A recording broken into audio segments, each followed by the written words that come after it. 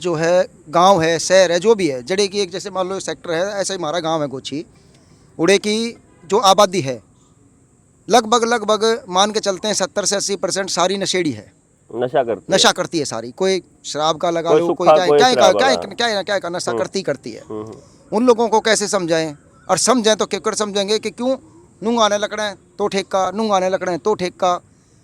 अगर आप सेक्टर 55 से और 1 नंबर तक जाते हो तो 18 ठेके पड़ जाते हैं जी, जो मैंने गिने हैं अपने हाथ से।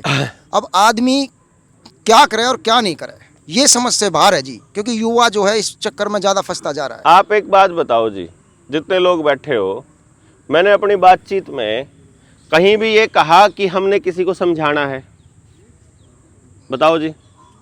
नहीं, ये तो नहीं कहा आपने। नहीं कहा ना, तो फिर अगर सही तरीके से करना है तो आपने समझाना ही नहीं है, अपनी बात भी नहीं रखनी है। मैंने सिर्फ आपका टास्क एक दिया है आज, पहला टास्क, क्योंकि पहला टास्क पूरा करोगे तो सेकंड टास्क पे जाने का कोई फायदा है।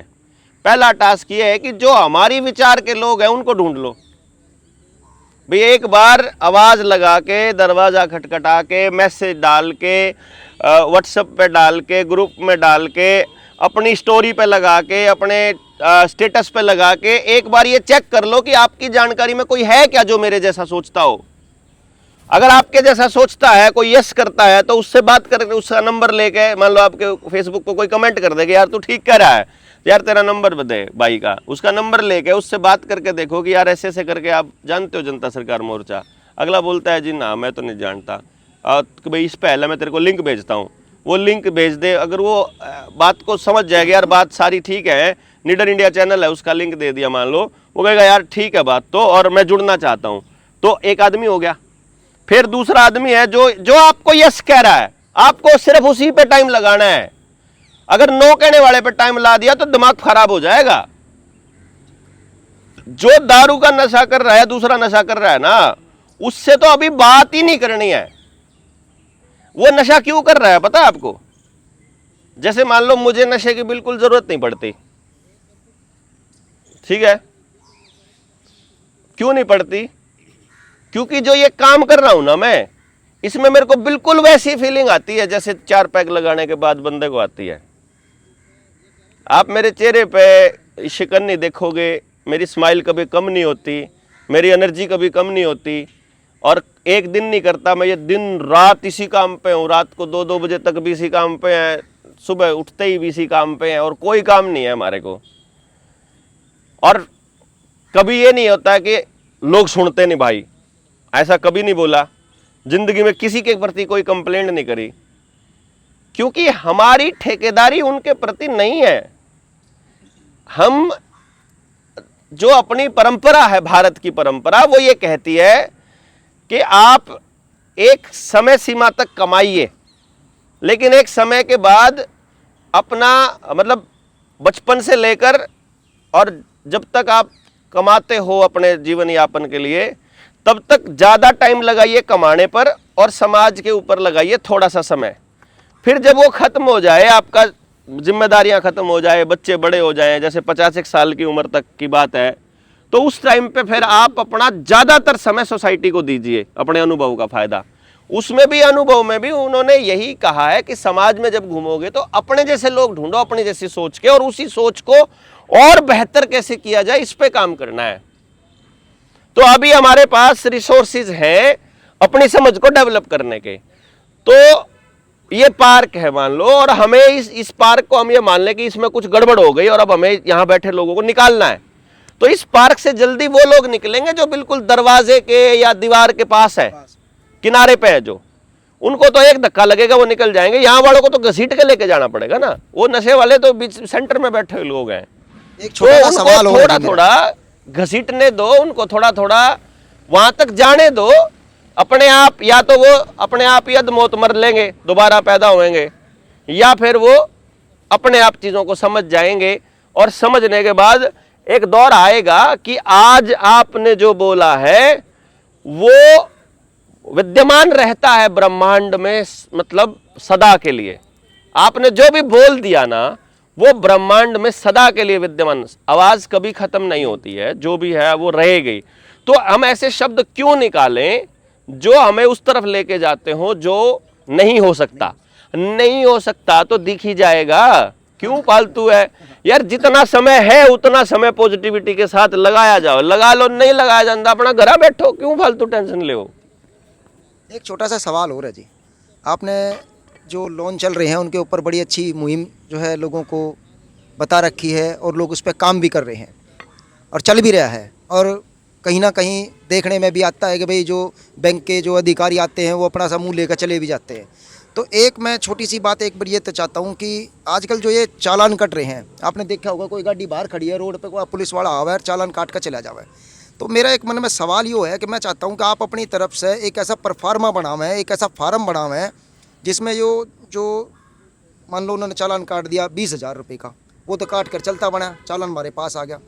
तो जो मैं चाहता हूँ एक परफार्मा ऐसा बना, क्योंकि जो आम जनता है उसको तो पता ही नहीं है भाई कैसे, आपने बताया कि भाई 10 रुपये का जो सिक्का हमारा 770 मिलीग्राम के हिसाब से है। हाँ। तो एक ऐसा परफार्मा बनाओ, किसी ने चालान काट दिया 20,000 रुपये का, तो उस परफार्मा में लिख दिया भाई 20,000 रुपये का मतलब है कि आपके 12 रुपये, आपके 25 रुपये जो भी है, और भाई इस पेपर में लगाओ और उसके ऊपर अपना एक लेटर लगाओ, उठा के पोस्ट कर दो, पोस्ट कर दो, लो जी मैंने थारा चालान भर दिया। तो एक मैं चाहता हूँ इस मुहिम पे थोड़ा सा अगर आप जो है ज्ञान दे सको, मार्गदर्शन कर सको, तो मैं इस पे हम करना चाहते हैं, लेकिन इसका असली इसका जो अभी तक हमने करा इसने नहीं किया कि सारे मुद्दे पैसे वाले हो जाएंगे कि ये लोगों को अराजकता फैलाने के लिए कर रहा है, ऐसा उनको मौका मिल जाएगा खामखाई का। मैं चाह रहा हूँ कि एक बार कंस्ट्रक्टिव अगर इस अगले 2-4 महीने में हम हर गांव तक पहुँचने वाला काम कर लें, फिर हर गांव में जितने बिजली के बिल आए हुए हैं, जितना मुआवजा दे करके जो ज़मीन दे रहे हैं, जितने जुर्माने लगे हुए हैं लोगों के ऊपर, जितने भी चालान कटे हुए हैं, सारों का ही एक साथ निपटारा करने की सोच रहा था मैं कि गांव में 15 लोग हैं ही हैं। थोड़ी मुहिम तो चला ही सकते हैं। थोड़ी मुहिम का तो देखो, हमने मीटर के देखो बिजली के बिल का आया था, मतलब एक साथी के ऊपर अटैक आया कि जुर्माना लगा दिया, उस पर हमने आवेदन लगाया तो 3-4 साल तक सांस नहीं आया उनने, पर वो अकेला पड़ गया। बात तो अकेले पड़ने की है ना, आप लड़ाई कैसे लड़ोगे? आपने परफॉर्मा भर दिया कि रोज चक्री काटना, रोज ये सब करना। गांव में अपने पास 15 बालक हो गए, जिसका चलान आ रहा है, जिसका जुर्माना है, सारे 15 दोहरे फार्म जमा कर जाओ, अपना बात खत्म, वह भेज देंगे, मेल कर देंगे अपने आप, वो अपने आप जवाब दे दो। उनमें तो एक आदमी जाया होगा, कोई दिक्कत ही को नहीं है। हमारे 15 में से एक आदमी को इसी काम की ट्रेनिंग देंगे ना, हर गांव से है। और ये बात मान लो हर गांव से 20 आदमी हो गए, उन सब लोगों को हमने एक प्लेटफॉर्म पे बुला लिया एक जगह पे, और वो 1 लाख लोग फिर वहां से ऐलान करके चलें कि तुम अकेले ना सोचियो अपने आप ने, कहते तुम ये 20 ही सोच रहे हो गांव वाले, उस गांव के 20, उस गांव के 20 भी वहां बैठे हैं। अगर एक आदमी के साथ अन्याय कहीं दूसरे शहर में हो रहा होगा ना, तो उस डिस्ट्रिक्ट के सारे गांव बंद हो जाएंगे। बंद मतलब सरकारी काम बैन। सरकारी मास्टर स्कूल में बैठ रहा था, 10 बजे कोई पकड़ लिया, मास्टर स्कूल में बैठे, अपना डांगा लेकर, अपने लठ लेकर पहुंच जाओ स्कूल में, अगली को बाहर सारे मास्टर के बात। प्रिंसिपल बात कर अपने ऊपर, प्रिंसिपल ऊपर बात करेगा, ऊपर वाले ऊपर करेंगे, ऊपर वाले गृह मंत्रालय करेंगे, वहाँ अपने आप जहाँ पकड़ रखा था वहाँ बात करें। अपने आप करो, हमने नहीं पता, हमें पता ही नहीं। वो कह रहे उनने पकड़ा उस डिपार्टमेंट का, ना सारे डिपार्टमेंट एक हो, तुम पता लग गया आरामियो, तुम सब एक ही हो, सारे के सारे एक ही, यहीं से चलेगा सारा का सारा। हम तुमको नहीं करने देंगे, ये प्रोपेगेंडा नहीं चलने देंगे। तो आंगनबाड़ी वर्कर, आशा वर्कर, PHC वाले, CHC वाले, उन सबको इस बात का फटका होना चाहिए कि यही तुम्हारी मनमर्जी नहीं चलेगी भाई, अब गांव वाले आ लिए हैं। ये क्या गांव, अभी मैं एक गांव में था, वहाँ मेरे को अभी हम कहाँ थे, रेवाड़ी थे हम। रेवाड़ी के गांव का मसला था कि DC के आदेश आ रहे हैं। तो मैंने कहा गांव आपका कितना पुराना है? बोला काफ़ी। मैं कितना का अंदाज़ा बताओ? बोला 700 साल पुराना है। और DC कितना पुराना है? DC का पद कब आया? जब संविधान लागू होया होगा तभी तो DC आया होगा, 47 के बाद ही। तो 70 साल पुराना DC 700 साल पुराने देश को आदेश देगा? 700 साल पुराना गांव DC की आदेश मानेगा? है क्या बात है यार। उस गांव ने वो DC बनने दिया, यू गांव का एहसान मानो DC। इतनी सी बात तो समझ नहीं है गांव वालों को कि डीसी की औकात क्या गांव के आगे? गांव ने तुझे डीसी बनने दिया है। गांव जब चाहे तेरी पावर को जीरो मार देगा। कौन तहसीलदार, कौन पटवारी, कौन कानागो, कौन सीएम, कौन पीएम? अरे भाई ये गांव 700 साल, ये गांव उजाड़ने का खेल इसलिए चल रहा ना, कोई गांव ये नहीं कह सके मैं 1000 साल पुराना हूं। और तुम कौन कल के मारे बच्चे हो? तुम थोड़ी हमको बताओगे हम कहां रहेंगे कहां नहीं रहेंगे। तुम थोड़ी बताओगे किस लो पैसे और निकालो यहां से, गांव से जमीन हमारी हो गई। तुम थोड़ी आदेश पारित कर दोगे कोई, ये गांव बताएगा उनको। और गांव जब बताएगा, जब मार दो बताने वाला कि समझ वाले मानस होंगे, कट्ठे होने वाले मानस एक बार कट्ठे हो जाएंगे, कट्ठे होने वाले मानस भीड़ एक बार इकट्ठी हो जाएगी। एक का लठ लागेगा, 2 पे मुकदमे में कोई नहीं फटकता, उसकी मदद करने भी नहीं आता। समझो ये मानस 15 है, बहुत 15 नहीं है वो 1 लाख है, 15 टोलो बस एक बार तो लो मैं मानस समझो। अब उनमें तो किसी के साथ भी गांव वाला एक ना साथ लगो उनके, बाकी तो सारा देश लग रहा है ना उनके साथ में, बाकी तो 1 लाख लोग हैं ना। उसकी वही हिम्मत बहुत है कि ना आओ कोई साथ में। 15 के साथ जिस दिन उनकी ताकत बढ़ती दिखेगी ना, सारा गांव उनके साथ आएगा, देखना। कलेक्टर पलक्टर कुछ नहीं रहने, गांव में कलेक्टर बना देंगे हम कि यो गांव का कलेक्टर है, यो गांव का सीएम है, और उस सीएम तो मिलन हमारा सीएम जाओगा, बात ही खत्म। हो नकली सीएम, असली सीएम तो गांव वाला है हमारा, उनकी क्या औकात है? और ये ठेके कितने के रह जाएंगे? गांव में 15 आदमी वार्ड गिला हो ना, ये सारे ठेके सारे न उठवा देंगे आप, एक भी नहीं बचता है, एक भी नहीं बचता। बकायदा लड़ाई कानूनन लड़ी जाए। हमारे पास दस्तावेजों की कमी नहीं है, रेवेन्यू डिपार्टमेंट के वो दस्तावेज भी हैं अपने पास, मतलब जो ये साबित करते हैं कि ये जितनी ये जमाबंदी और ये जितनी इन्होंने ये इंतकाल वगैरह कर रखे सारे फर्जी हैं। एक जगह फर्जीवाड़ा पकड़ना है सरकार का, इन सिस्टम वालों का, ये सारी जगह पकड़ा जाएगा। पर लड़ाई को अब वही बात है, कुत्ता खजान करने में जी नहीं करता, नूजी करे लड़ाई। अगर लड़ा तो फिर तसल्ली की लड़ लो। अब वो तो या तो लड़ाई कोई भी लड़ सके, अगर जिसने रुपये वाला मसला समझ रखा है, अपने आवेदन अपने लेवल पर लगा के लड़ लो, कोई दिक्कत नहीं है। हम तो कह रहे हैं कि आप अपने अपने लेवल पर लड़ो। बहुत से लोगों ने लड़ाई है, कोई साथी नहीं मिला तो उन्होंने लड़ाई चालू करी। कितने सारे लोग हैं, कैथल में था एक साथी, वो बोला मेरे को बोलना नहीं आता। अब बोलना नहीं आंदा, लठ मारना तो आवा है। रिकवरी वाला आवे जी, उसने बता दिए तो पुनः फोन पे अगमान लग रहा, आजा आजा, लठ भी तैयार पड़ा।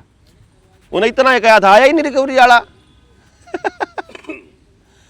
और पतला सा आदमी था, कोई न्यू भी नहीं बहुत बोलना आंदा हो, कोई बड़ा नॉलेज हो, बस न्यू समझ में आ गया गड़बड़ है, कुछ ना कुछ गलती है। आप अभी समझ में आ गया कि यो गलत कर रहा है और मैं ठीक था, मेरे साथ ही गड़बड़ हो रही है। बोल आजा, ला दिए ना, आजा बोल।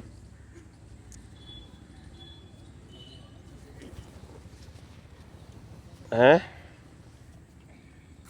एक दौर था, आप आज से 3 साल पहले जब देखोगे तो जब प्रशासन या बैंकों की जो एक गुंडागर्दी थी, मान लीजिए पहले क्या करते थे, बैंक पूरी तरीके से नोटिस भी सर्व नहीं करते थे। क्या करते थे, वो आए, 2 पुलिस वाले पैसों में ले आए, पुलिस वालों ने डराया धमकाया और घर से बाहर कर दिए और प्रॉपर्टी को सील कर दिया। लेकिन पिछले 3-4 सालों में आप ये देखिए, जो बैंक वाले ये समझ चुके हैं कि जनता सरकार मोर्चा इनके साथ है, वो नोटिसों में तो सर्व करने में तो कहीं गलतियां नहीं कर रहे।